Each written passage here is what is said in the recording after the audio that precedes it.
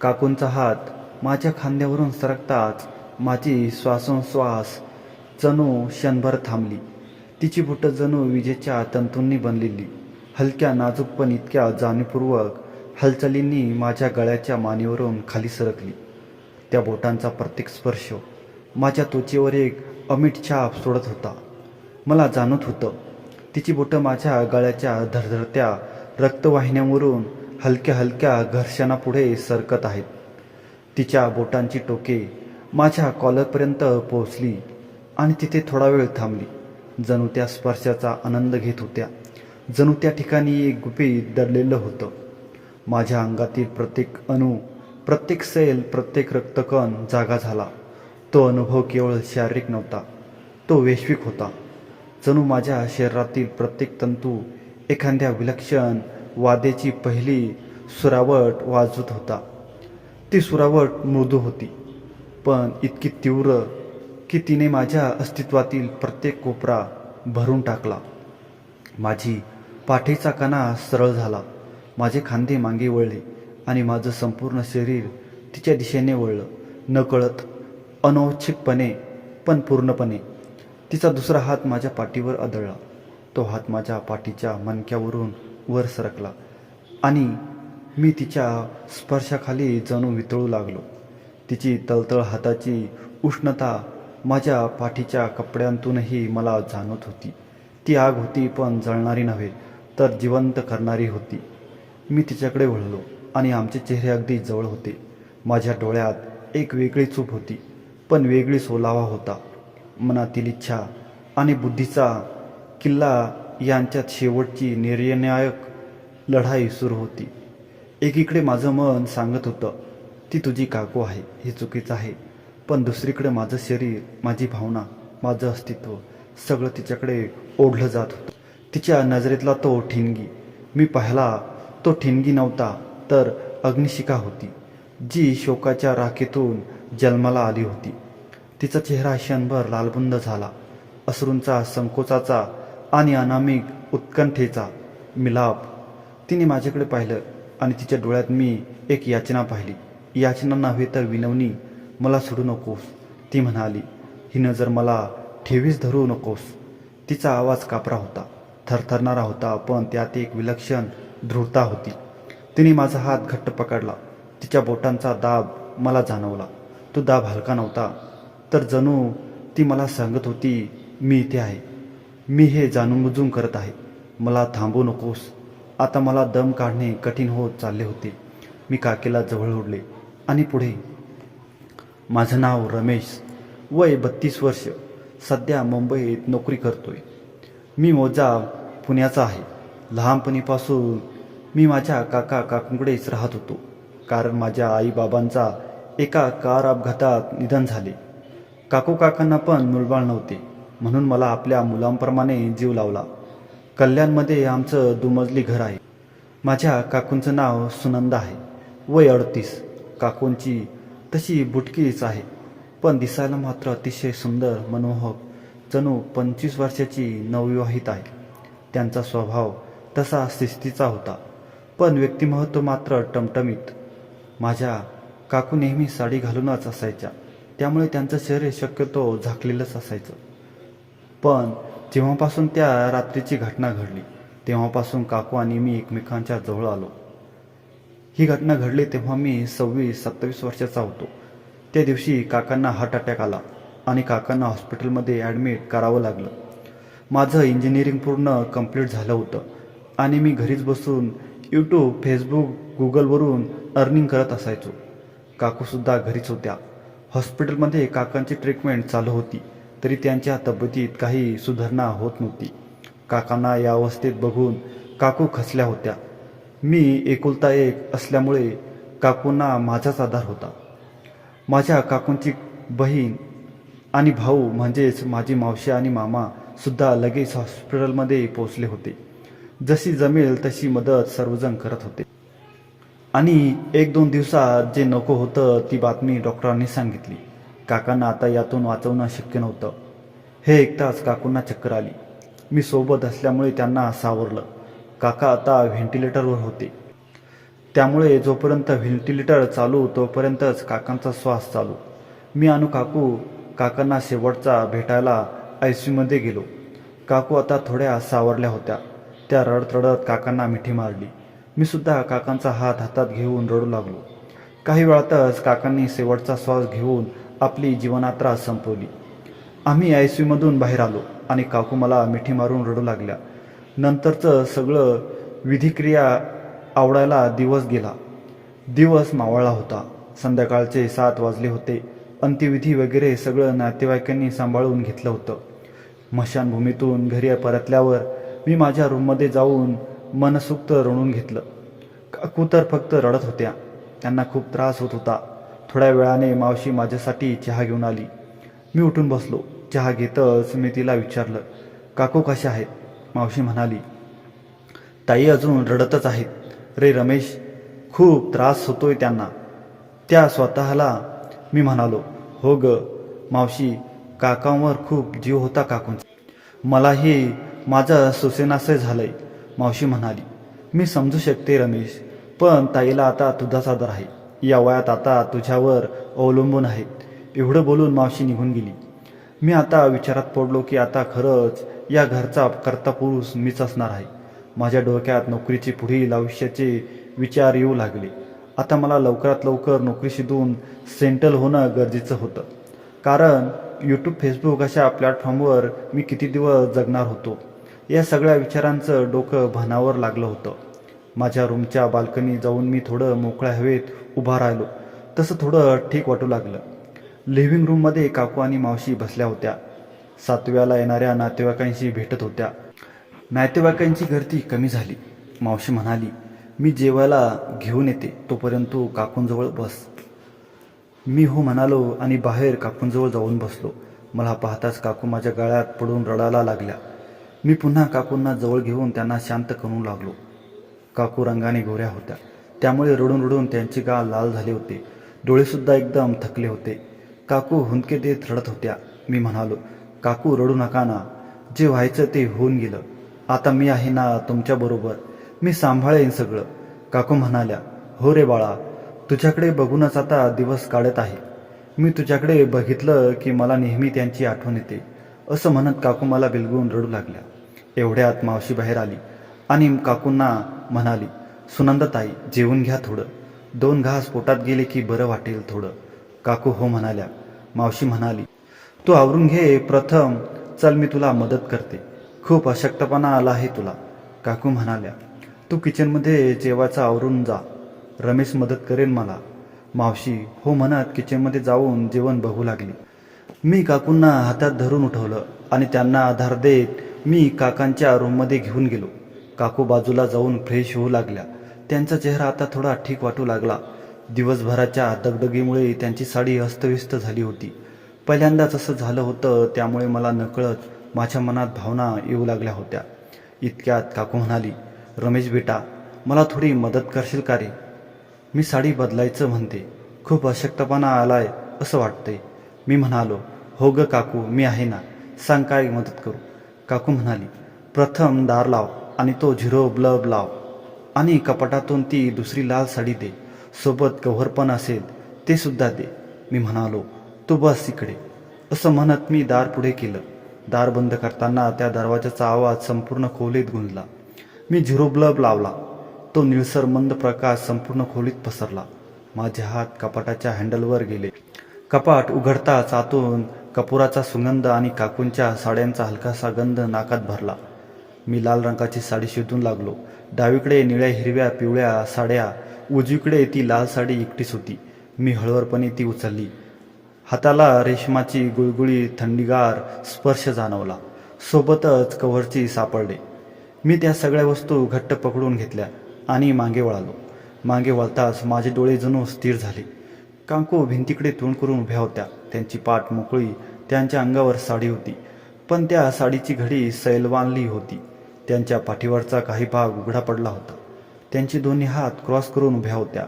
मला क्षणभर असं वाटलं की त्यांचे खांदे थरथरत आहेत. रडण्याचा अंकुचन. त्यांच्या गळ्यातला मंगळसूत्र थोडं बाजूला सरकले होते. त्यांच्या मानेवरचा एक छोटासा काळा तीळ मंद प्रकाशात ठळकपणे दिसत होता. त्यांचा पांढरशुभ्र हात जो साडीच्या पदराच्या धारात घेत होता, तो हात अगदी नाजूक वाटत होता. त्या हाताची बोटं किंचित वाकलेली, नखं साधी कापलेली, पण व्यवस्थित. मला गिळता आलं नाही. घशात कोरड पडली. माझी नजर तिथून सरकवायचा प्रयत्न केला, पण ती नजर नव्हती.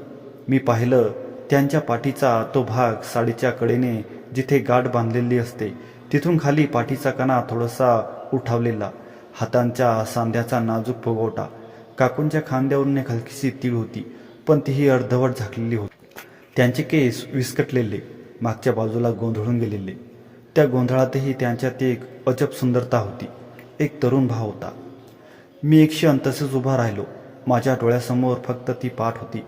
तिच्या मागे वळला जणू काकूंचा चेहरा दिसला. त्यांचं हसणं, जणू ते म्हणत होते, बघ रे कशी आहे माझी सुनंदा. पण ते स्मित क्षणभरात विसरून गेलं. त्यांच्या जागी आता माझं मन होतं. ते धडधडत होतं. डोक्यात वेगवेगळे विचार येऊ लागले. कोणत्या भावनेला काय नाव द्यावं हे कळेना. एकीकडे ती माझी काकू, माझी दुसरी आई, माझं सगळं, तर दुसरीकडे एक स्त्री, एकाकी, भावनिकदृष्ट्या कोलमडलेली, विश्वासाने माझ्या मागे उभी. ती जरा हलली तर तिच्या हालचालीने माझ्यातली वासना जागृत झाली. स्वतःला झिडकारून मी लगेच माझी नजर खाली वळवली. खाली जमिनीवर त्यांच्या पायाजवळ साडीचा पदर पडला होता. तो पदर उचलण्याची मला मनात इच्छा झाली, पण मी ती इच्छा हाताळली. मी घाईघाईने साडी आणि कव्हर त्यांच्या हातात दिलं. देताना माझी बोटं त्यांच्या बोटांना थोडीशी स्पर्शून गेली. तो स्पर्श अगदी हलका, पण इतका तीव्र होता की मला संपूर्ण शरीरातून एक वीजस्पर्श झाल्यासारखं वाटलं. काकूंचं शरीरही त्या स्पर्शाने किंचित थरथरलं. मी लगेच हात मागे घेतला आणि तिच्याकडे पाठ करून उभा राहिलो. माझी नजर समोरच्या भिंतीवर, त्या भिंतीवर टांगलेल्या काकांच्या फोटोवर होती. काकांचे ते डोळे जणू माझ्याकडे पाहत होते. मला लाज वाटली, पाप वाटलं, पण तरीही माझ्या मनातील तो गोंधळ कमी होईना. मागून काकूंचा हलकासा आवाज आला. त्या साडीची घडी उघडत होत्या. रेशमचा किस्सा आवाज, त्यानंतर एक हलकीशी उपसा. त्या म्हणाल्या, रमेश, खरंच खूप अशक्त वाटतंय रे. माझे हात थरथरत आहेत. त्यांचा आवाज मोडला होता, अश्रूंनी दाटलेला. मला वळून पाहावंसं वाटलं, पण मी वळालो नाही. मी फक्त म्हणालो, काकू तुम्ही हळूहळू आवरा, मी इथेच आहे. काही हवं असेल तर मला सांगा. माझा आवाज थोडा बदलला होता. त्यात एक वेगळीच ओलसरपणा, एक वेगळीच माया होती. काकू म्हणाल्या, तू पाठ करून उभा हा रे, मी साडी नेसून येते. पण एक काम करशील? मी म्हणालो, सांगा काय? त्या थोडा वेळ थांबल्या. त्यांचा श्वास जोरात चालला होता. मग त्या म्हणाल्या, माझ्या गळ्यातली मंगळसूत्राची दोरी, त्याची गाठ मोकळी झाली. ती घट्ट बांधून देशील का? माझे हात थरथरत आहेत. तो प्रश्न ऐकून माझ्या अंगावर काटा आला. मंगळसूत्र? काकांचं दिलेलं ते मंगळसूत्र, त्यांचा शेवटचा ठेवा. आता ते मंगळसूत्र काकूंच्या गळ्यात आहे आणि मला ते बांधायचं आहे. माझा श्वास वेगान झाला. मी उत्तर दिलं, हो हो. मग काकू, मी बांधून देतो, पण मला काय बोलावं ते सुचेना. काकू म्हणाल्या, कशाला संकोच, तू माझा मुलगा आहेस. त्या म्हणाल्या, पण त्या वाक्यात एक निराळीच ओढ होती. त्या स्वतःला बोलण्यावर विश्वास ठेवत होत्या का नाही ते मला कळेना. मी हळूच वळलो. काकू आता अर्धवट साडी नेसून उभ्या होत्या. एका हाताने साडीचा पदर धरला होता, दुसऱ्या हाताने मंगळसूत्र धरलं होतं. माझ्याकडे पाहत होत्या. त्यांच्या डोळ्यात अश्रू, पण त्यात एक निराळी विनवणी, एक गहिवर. मी जवळ गेलो, त्यांच्या अगदी जवळ. मला त्यांच्यातला गंध जाणवला, साबणाचा, कापुराचा आणि थोडासा घामाचा. तो शोकाच्या तापाने आला होता. मी हात पुढे केला. माझी बोटं त्यांच्या गळ्याजवळ नेली. त्यांनी डोकं थोडं वर केलं आणि त्यांची मान सरळ केली. ती उभी होती अगदी जवळ. त्यांच्या गळ्यातली नाजूक त्वचावरची रक्तवाहिन्या धडधडत होत्या. ती धडधड माझ्या बोटांना जाणवली. मी मंगळसूत्राची दोरी घेतली. दोरी उष्ण होती. त्यांच्या शरीराची ऊब तिच्यावर होती. मी काळजीपूर्वक ती घट्ट बांधायला लागलो. त्या क्षणी कोणी काही बोललं नाही. मी बांधत होतो. ते डोळे मिटून उभ्या होत्या. त्यांच्या डोळ्यातून एक अश्रू खाली वाहिला. तो अश्रू त्यांच्या गालावरून सरकत खाली त्यांच्या साडीच्या पदरावर पडला. मी गाठ बांधून झालो, पण माझी बोटं त्यांच्या गळ्यावरून हटेना. मला वाटलं ते हटवायचं नाही. एक क्षण असा होता जणू वेळ थांबला होता. मी खाली पाहिलं. काकूंनी डोळे उघडले. त्यांनी माझ्याकडे पाहिलं. त्या दोघांच्या डोळ्यात एकाच वेळी शोक, एकटेपणा, ओलावा आणि काहीतरी अनामिक भावना होती. त्या हळूच म्हणाल्या, धन्यवाद रे, तू काकांसारखाच आहेस. तुझ्या हाताची उभही त्यांच्यासारखीच. त्या बोलताना त्यांचा आवाज कापत होता. मी हळूच माझा हात त्यांच्या खांद्यावर ठेवला. त्या थोड्या थरथरल्या. मी म्हणालो, काकू, मी तुमच्यासाठी सर्व काही करेन. काका गेले पण मी कायम आहे. तुम्ही कोणत्याही गोष्टीसाठी माझ्याकडे बघा. माझा आवाज जड झाला होता. त्या माझ्याकडे पाहत राहिल्या. त्यांच्या डोळ्यातली ती भावना मला कळू लागली. ती केवळ आई मुलाची नव्हती, ती एक एकत्र स्त्री-पुरुषाची होती. पण त्या क्षणी त्या भावनेला शब्द नव्हते. ती फक्त वेदनेत गुंडाळलेली होती, शोकाने झाकलेली होती. मी मागे सरकलो. काकू, तुम्ही नीट साडी नेसा, मी बाहेर थांबतो. मी वळलो, पण जाताना माझं मन मागेच राहिलं. त्या दारात उभा राहून मी एकदा मागे वळून पाहिलं. काकू उभ्या होत्या. त्यांची पाठ आता माझ्याकडे होती. त्या साडीची व्यवस्था करत होत्या. त्या व्यवस्थितपणातही एक विस्कटलेली सुंदरता होती. तो क्षण माझ्या मनात कोरला गेला. मी दाराची कडी हातात घेतली आणि बाहेर पडलो. बाहेर पडल्यावर मी भिंतीला टेकून उभा राहिलो. माझा श्वास सुटला. डोक्यात विचारांचे वादळ सुरू होतं. नको नको त्या भावना, नको नको ते विचार. पण त्या विचारांनाही मी दूर लोटू शकलो नाही. एकीकडे काकांचं ते निखळ प्रेम, दुसरीकडे काकूंची ती एकाकी अवस्था आणि तिसरीकडे माझं स्वतःचं मन. मी डोळे मिटले. स्वतःला सांगितलं, ही भावना चुकीची आहे. पण ती भावना मला सोडायला तयार नव्हती. ती तशीच राहिली, गुंफलेली, गहिरली, गुंतागुंतीची. साडी नेसून ती तयार झाली. त्या मंद प्रकाशात मी जे बघितलं होतं त्यावर कुणाचा विश्वास बसत नव्हता. तयार झाल्यावर काकू म्हणाल्या, रमेश बेटा, तू सुद्धा आवरणार आहेस ना? मी हो म्हणालो. काकू म्हणाली, ठीक आहे, आवर लवकर, मी थांबते इथेच. मी फ्रेश व्हायला बाथरूममध्ये जायला लागलो. तेवढ्यात काकू म्हणाल्या, रमेश, माझे कपडे बाथरूममध्ये ठेवशील का? मी हो म्हणून काकूने काढून दिलेली साडी परत घेतली आणि बाथरूममध्ये निघालो. काकू पुन्हा म्हणाली, रमेश, ही पण ठेव ना. असं म्हणत काकूने खाली वाकून ठेवलेली काडी दस्ती माझ्या हातात दिली. मी काही न बोलता बाथरूममध्ये गेलो आणि दरवाजा लॉक केला. आत येताच मी मोठा सुस्करा सोडला. मनात घबराट होती. जीव नुसता उड्या मारत होता. माझ्या डोक्यावरून एक वेगळी संवेदना जाणवली. मी अजून थोडा वेळ बघत राहिलो आणि फ्रेश होऊन आवरून बाहेर आलो. काकूसुद्धा माझी वाट बघत बसून होत्या. मी तिला हातात धरून उठवलं आणि जायला निघालो. तेवढ्यात काकू पुन्हा रडू लागली. मी काकूंना धीर देत म्हणालो, काकू, मी समजू शकतो की तुम्ही किती दुःखात आहात, पण आपल्याकडून जेवढं होईल ते सर्व आपण केलंय काकांसाठी आणि ते आपल्या सोबतच असणार आहेत. काकू म्हणाल्या, हो रे बेटा, मला समजतंय सर्व, पण ते असं एकटं सोडून जातील असं वाटत नव्हतं मला कधी. मी म्हणालो, काकू, तू एकटी नसणार आहेस. मी आहे ना तुझी काळजी घ्यायला, तुला हवं नको ते बघायला. मी असणार आहे. काकू म्हणाली, पण आज खूप एकटं वाटतंय रे त्यांच्याशिवाय. मला झोपसुद्धा लागणार नाही आज. मी म्हणालो, काकू, मी झोपतो आज तुमच्या खोलीत, तू नको काळजी करू. असं म्हणत मी काकूंना जेवायला घेऊन गेलो. जेवताना काकू शांतच होत्या. घरी आता फक्त मी, काकू, मावशी आणि मामा एवढेच जण होतो. बाकीचे नातेवाईक भेटून लगेच परत गेले होते. जेवण झाल्यावर मावशीने मला विचारलं, रमेश, आज झोपायची सोय कशी करायची आहे? मी म्हणालो, मावशी, आज काकूंजवळ मी झोपतो. ती जरा खूपच टेन्शनमध्ये आहे. तशी तुम्हाला उद्या लवकर उठावं लागणार आहे. मग तुम्ही माझ्या रूममध्ये झोपा आणि मामा लिव्हिंग रूममध्ये झोपेल. मावशी म्हणाली, हो, खरंच तुझं चालेल तसं करू. मग आपल्याला काही लागलं रात्री तर सांग मला. असं म्हणून मावशी किचन आवरायला निघून गेली. मी मामाला पण या गोष्टीची कल्पना दिली. तो सुद्धा तयार झाला. काव्याने मावशीने किचन आवरून बाहेर आली. माझ्या रूममध्ये आणि लिव्हिंग रूममध्ये अंथरून पांघरून या सगळ्यांची नीट व्यवस्था करून दिली. मी बेडरूममध्ये आलो. दिवसभराच्या सर्व दगदगीमुळे शरीर थकून गेलं होतं. डोक्यात खूप साऱ्या विचारांचं काहूर माजलं होतं. काकांचं असं अचानक जाणं, काकूंना होणारा त्रास, त्या संध्याकाळी घडलेला तो प्रकार, यामुळे काय करावं तेही कळत नव्हतं. मी बेडरूममध्ये आलो तेव्हा तिकडे काकू नव्हत्या. म्हणून मी फक्त दार लावून कपडे बदलू लागलो. टी शर्ट, जीन्स बाजूला टाकली आणि रात्रीचे कपडे शोधू लागलो. तेवढ्यात बेडरूममध्ये लाईट लागली आणि पाहतो तर काकू आत आली होती आणि तिने नकळत लाईट लावला होता. मला फक्त नाईट पॅन्ट आणि टी शर्ट घालायची सवय आहे. त्या संध्याकाळी काकूंचं ते रूप बघून माझं मन तसं अस्वस्थ राहिलं होतं का माहीत, पण काकू काही न बोलता तशीच उभी होती. मी सुद्धा मग नाईट पॅन्ट आणि टी शर्ट शोधू लागलो. मीच काहीतरी बोलायचं म्हणून काकूंना विचारलं. काकू, मी खाली झोपतो, तू बेडवर झोप, ठीक आहे ना? काकू म्हणाली. रमेश, खरंच सांगू, आज झोप येईना की नाही माहीत नाही रे. तू खाली नको झोपू, माझ्याजवळ झोप. मी ठीक आहे म्हणून पांघरून शोधू लागलो तर बेडरूममध्ये एकच ब्लँकेट होतं. बहुतेक मामा आणि मावशींची सोय करताना एखाद्या जास्तीचा ब्लँकेट तिकडे नेला असावा.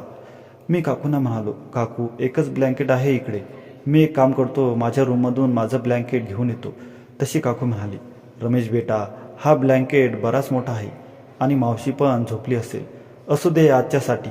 मी पण हो म्हणालो आणि काकूंना विचारलं, काकू, AC लावू का गं? चालेल का तुला? काकू हो म्हणाली. मी AC सुरू केला आणि बेडरूमचा दरवाजा पुढे केला. सर्व लाईट बंद करून फक्त मंद पिवळा झिरो बल्ब लावला होता आणि मी बेडवर आलो. काकूने ब्लँकेट अंगावर घेतले आणि काकू माझ्याकडे पाठ करून झोपली होती. मी सुद्धा ब्लँकेटमध्ये शिरलो आणि छताकडे बघत शांत पडून राहिलो. आता ACमुळं रूम थंड झालेली जाणवत होती. थोड्या वेळाने त्या थंडगार हिच्या खोलीत गप्प वातावरणात मला काकूंच्या रडण्याचा बारीक क्षीण आवाज ऐकू आला. तो आवाज इतका हळू होता की जणू त्या स्वतःलाही ऐकू येत नाही म्हणून प्रयत्न करत होत्या. पण तो आवाज माझ्या कानापर्यंत पोचला आणि माझ्या हृदयात खोलवर घुसला. तो रडण्याचा आवाज नव्हता तर एक तरुण किंकाळी होती जी शब्दांना हरवलेल्या वेदनेची होती. माझी पाठ त्यांच्याकडे होती पण तो आवाज ऐकून माझं संपूर्ण शरीर कडक झालं. माझ्या छातीत काहीतरी दाबडल्यासारखं झालं. मी हळूच वळलो. काकूंची पाठ माझ्याकडे होती पण त्यांचे खांदे हादरत होते. हातांनी तोंड दाबून त्या रडत होत्या पण ते हादरे इतके जबरदस्त होते की त्यांची साडी सरकली होती. त्यांचे केस चेहऱ्यावर पडले होते. त्या अशा रडत होत्या जणू त्यांच्या प्राणाचा घोट घेतला जात होता. त्या रडण्यात एवढी असहाय्यता होती की माझे डोळेही पाणावले. मी हळूहळू त्यांच्याकडे सरकलो. माझ्या पायांचे आवाजही त्या खोलीत दगदगत करत होते. मी त्यांच्या अगदीच मागे गेलो. त्यांच्या खांद्यावर हात ठेवला. तो हात ठेवताच त्यांचं शरीर थरथरलं. त्यांची त्वचा थंडगार झाली होती. जणू शोकाने त्यांचं आयुष्य गोठवलं होतं. मी हळुवारपणे माझा हात त्यांच्या खांद्यावरून त्यांच्या मानेवर सरकवला. त्यांचे केस माझ्या बोटात अडकले. ते ओलसर होते, अश्रूंनी, घामाने, वेदनेने. मी काकूंना शांत करायचा प्रयत्न केला पण माझाच आवाज मला गळा दाटून आला.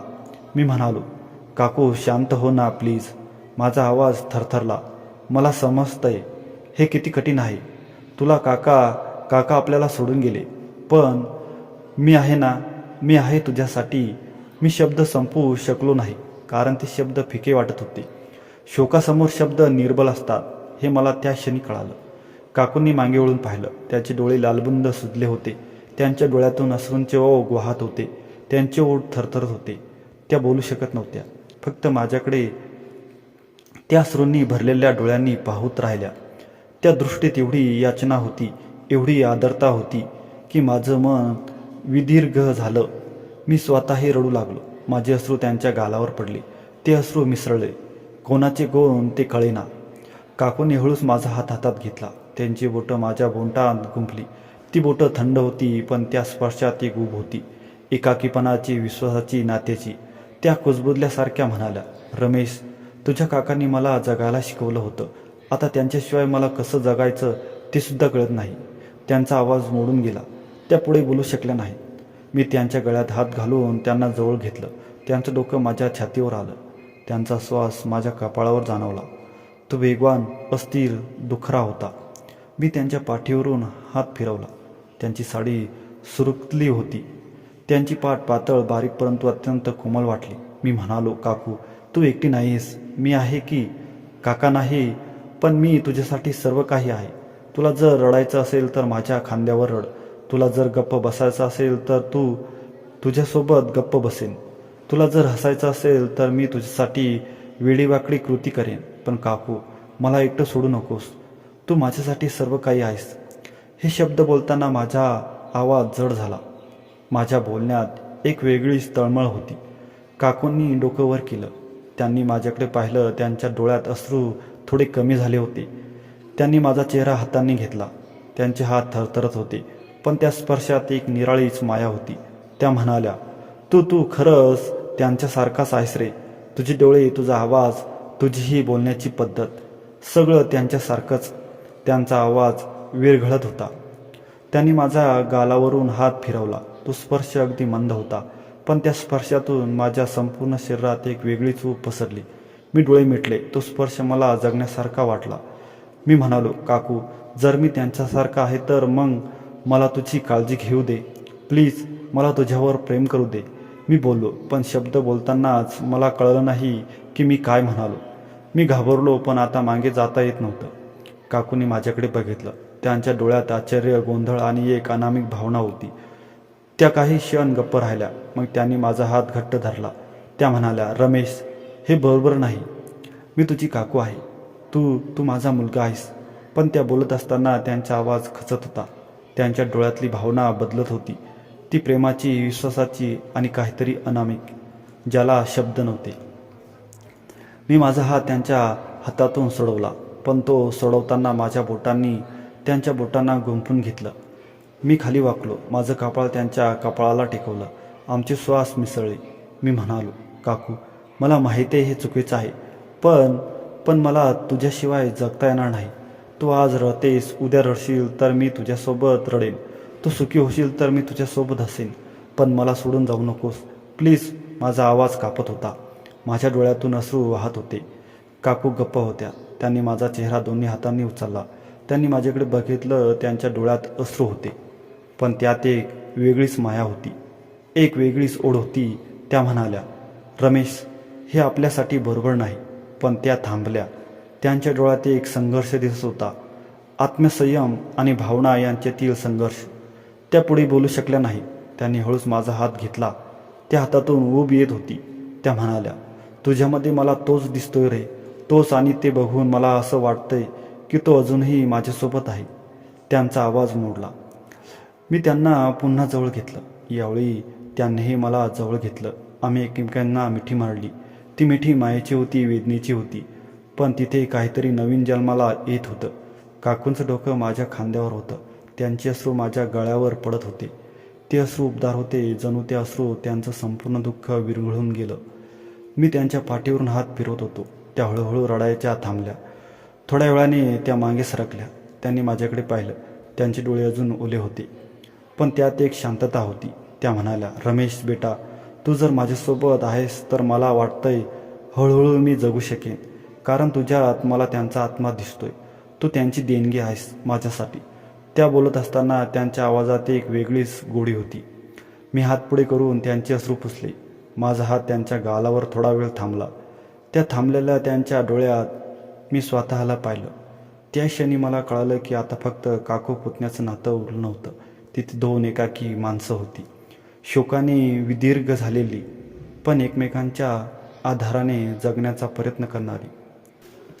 मी हळूच बाजूला झालो, पण माझा हात त्यांच्या गालावरून खाली सरकत त्यांच्या हातात गेला. मी तो हात हलकासा दाबला. त्या उतारा हलकासा दाबल्या. तो स्पर्श गहिरा होता. मी म्हणालो, काकू, जर मी काकांचा आत्मा आहे तर मी त्यांचं काम पूर्ण करेन. तुझं रक्षण करेन, तुझी काळजी घेईन, तुला आनंदी ठेवेन. हे माझं वचन. काकूंनी डोकं हलवलं. त्यांच्या डोळ्यात अश्रू होते, पण त्यात एक हास्यही होतं. ते हास्य वेदनेतले पण आशेचे होते. आम्ही दोघं काही वेळ गप्प बसलो. खोलीत फक्त एकाकी गुणगुणाट होता आणि आमच्या हृदयाची धडधड. माझी धडधड जोरात होती, पण काकूंची धडधड जोरात होती, कारण त्यांचा हात माझ्या हातात होता आणि त्यांची बोटं माझ्या बोटात गुंफलेली होती. ती गुंफण मायेची होती का प्रेमाची होती, गरजेची होती का, ते कळेना, पण ती गुंफण खरी होती. काकूंनी हळूच डोकं माझ्या खांद्यावर ठेवलं. त्या म्हणाल्या, थक्क झालंय रे मला, मन कसं रिकामं झालंय. पण तू जवळ आहेस तर मी रिकामी जागा भरल्यासारखं वाटते. मी उत्तरलो नाही. मी फक्त त्यांच्या केसांतून हळुवारपणे बोटं फिरवली. त्या हळुवार झोपी गेल्यासारख्या वाटल्या. त्यांचा श्वास शांत झाला, पण त्यांचा हात माझ्या हातातून सुटेना. त्यांनी तो घट्ट धरला होता, जणू त्या मला सोडून देऊ नये असं त्यांना वाटत होतं. मी तसाच उभा राहिलो. माझ्या मनात संघर्ष चालू होता. हे बरोबर होतं का, चुकीचं होतं का? पण त्या क्षणी त्या प्रश्नाची उत्तरं मला नव्हती. फक्त एक सत्य होतं, काकू गरजेच्या होत्या आणि मी तिथे होतो. उद्याचा विचार उद्या करेन. आज फक्त हा क्षण होता आणि या क्षणात मी त्यांच्यासोबत होतो. त्यांच्या वेदनेत, त्यांच्या शांततेत, त्यांच्या विश्वासात. नंतर मी झोपी गेलो. दुसऱ्या दिवशी रात्री काही झाले नाही असे काकू माझ्यासोबत वागू लागली. त्यामुळे मी सुद्धा रात्री जे झाले ते विसरून गेलो आणि काकूची काळजी घेऊ लागलो. एके रात्री आमचे जेवण संपलं. काकू खूप थकल्या होत्या, मनाने, शरीराने, आत्म्याने. त्यांनी हळूच उठून मला म्हटलं, रमेश, मी झोपायला जाते, तू सुद्धा विश्रांती घे. त्यांचा आवाज एवढा क्षीण होता, जणू तो आवाज म्हणजे त्यांच्या शरीरातील शेवटची ऊर्जा होती. त्यांचे पाय ओढत होते. त्या चालताना भिंतीला हात लावत होत्या. माझी नजर त्यांच्या पाठीवर होती. ती पाठ कशी झुकली होती, कशी निस्तेज झाली होती. मला वाटलं, हे किती क्रूर आहे देवा. एका क्षणात सगळं हिरावून घेतलं. मी बाहेरच्या हॉलमध्ये झोपलो. सोप्यावर अंथरुणावर पांघरून घेतलं. येशू चालू होता, पण तरीही घरात उकाडा होता. तो शोकाचा, अस्तव्यस्तेचा आणि अनिश्चिततेचा उकाडा. मी डोळे मिटले, पण झोप लागेना. डोक्यात विचारांचा काहीला सुरू होता. काकू अशा असतील, त्यांना झोप लागली असेल का? त्यांनी पाणी लागलं असेल का? असे अनेक विचार वेळ जात होता. घड्याळात 11 वाजले. हॉलमध्ये लाईट बंद होता. इकडे तिकडे किड्यांचा आवाज आणि अचानक रमेश रमेश. कोणीतरी हलक्या तीक्ष्ण आवाजात माझं नाव घेतलं. मी चमकलो. तो आवाज काकूंचा होता. मी लगेच उठून बसलो. डोळे घासत पाहिले तर काकू हॉलच्या दारात उभ्या होत्या. त्यांचा चेहरा विस्कटलेला, डोळे अर्धवट उघडे, हात भिंतीला आधार देत. त्या जणू कोसळल्यासारख्या उंबरठ्यावर होत्या. मी लगेच धाव घेतली. काय झालं काकू? माझा आवाज घाबरलेला होता. काकूंनी हात पुढे केला. तो हात थरथरत होता. त्यांनी माझा हात पकडला. तो स्पर्श थंडगार होता, पण थरथरणारा. त्या म्हणाल्या, रमेश, मला कसं तरी होतंय रे. डोकं खूप दुखतंय. डोळ्यासमोर अंधाऱ्या येतंय. पाय जमिनीला नाही धरत. मला काय करावे कळत नाही. त्या बोलताना त्यांचा आवाज मोडत होता. त्यांचे डोळे बंद होत होते. त्यांचं शरीर झुकलं. मी त्यांना आधार दिला. माझ्या छातीवर डोकं ठेवलं. त्यांचा श्वास वेगवान, अस्थिर, दुखरा होता. त्यांची धडधड मला जाणवत होती. ती अनियमित, भयभीत होती. मी म्हणालो, काकू, चला डॉक्टरांकडे. आता लगेच चला. पण काकूंनी डोकं हलवलं. नको रे बाळा, आता किती रात्र झाली. डॉक्टर कुठे असणार? सकाळी जाऊ. पण आता तू मला थोडं मदत कर. माझं डोकं थोडं दाबून दे प्लीज, फक्त थोडं. त्यांचा आवाज इतका आर्त होता, इतका असहाय्य, की मी नकार देऊ शकलो नाही. मी त्यांना हाताशी धरून त्यांच्या खोलीत घेऊन गेलो. खोलीत अंधार होता. मी मंद 0 बल्ब लावला. त्या निळसर प्रकाशात काकूंचा चेहरा स्पष्ट दिसत होता. तो कसा ओला होता, अश्रूंनी, घामाने, वेदनेने. त्यांचे डोळे लाल होते, ओठ कोरडे, केस विस्कटलेले. त्या जणू जिवंत मृतासारख्या दिसत होत्या. मी त्यांना बेडवर बसवलं. त्यांच्या मागे उशी दिली. मी म्हणालो, काकू, आपण आत्ताच डॉक्टरांकडे कॉल करूया. पण त्यांनी पुन्हा नकार दिला. नको रे, तू फक्त हात लाव. मी हळूहळू त्यांच्या डोक्यावर हात ठेवला. पहिल्यांदा त्यांचा स्पर्श झाला. त्यांची केस गुळगुळीत होती, पण घामाने ओली. माझी बोटं त्यांच्या कपाळावरून मागे सरकू लागली. मी हलके हलके दाबू लागलो. काकांनी डोळे मिटले. त्यांचा श्वास हळूहळू शांत होऊ लागला. त्यांची कपाळावरील आठी कमी झाली. त्या म्हणाल्या, हो हो, असंच हळूहळू. त्यांचा आवाज वेगळा होता. त्यात एक गहवणे होतं, एक सुस्कारा होता, एक शांतता होती. मी दाबत राहिलो. माझ्या बोटांनी त्यांच्या मानेकडे, खांद्याकडे सरकलं. तिथे स्नायू ताठ झाले होते. मी हळूवारपणे दाबले. काकूंनी खोल श्वास घेतला. हो, इथेच खूप अशक्त वाटतंय रे. त्यांचा आवाज जवळजवळ कुजकुजत होता. त्या बोलत असताना त्यांचा हात माझ्या हातावर आला. त्यांनी माझा हात हलकासा दाबला. तो स्पर्श वेगळा होता, मायेचा, गरजेचा, विश्वासाचा, पण त्यात काहीतरी अनामिक होतं. माझं मन अस्वस्थ झालं, कारण आतापर्यंत मी कधीही कोणत्याही स्त्रीच्या इतके जवळ आलो नव्हतो. काकू म्हणजे माझी आईच जणू. पण त्या क्षणी त्यांचं स्त्रीत्व मला जाणवू लागलं. त्यांचा चेहरा, त्यांचा हात, त्यांचा आवाज, त्यांचा स्पर्श, सगळं काही वेगळं वाटू लागलं. माझ्या मनात वीज चमकली. ती भावना नव्हती, तर एक ओढ होती. पण मी ताबडतोब ती भावना दाबली. मी स्वतःला सांगितलं, ती तुझी काकू आहे. तिचं दुःख आहे, तू तिला मदत करत आहेस, इतकंच. पण मनाचा आवाज बदलत होता. त्यांचे कण्हे हलके हलके होऊ लागले. त्या म्हणाल्या, बरं वाटतंय रे, तुझा हात काकांसारखाच आहे. त्या शब्दांनी माझं मन अधिक अस्वस्थ झालं. काकांचा उल्लेख, पण त्या स्पर्शात काकांचा आत्मा शोधत होत्या की त्या स्वतःला विसरून जाऊ इच्छित होत्या, मला कळेना. थोड्या वेळाने काकू म्हणाल्या, बस झालं आता, बरं वाटतंय. त्यांनी डोळे उघडे. मी हात मागे घेतला. मागे घेताना माझी बोटं त्यांच्या गालाला स्पर्शून गेली. तो स्पर्श चुकून होता, पण त्यांची तीव्रता मला जाणवली. काकूनेही ती जाणवली, कारण त्यांचे डोळे माझ्याकडे वळाले. त्या क्षणी आमच्या डोळ्यात काहीतरी संवाद झाला. शब्द नसलेला, पण भावनांनी भरलेला.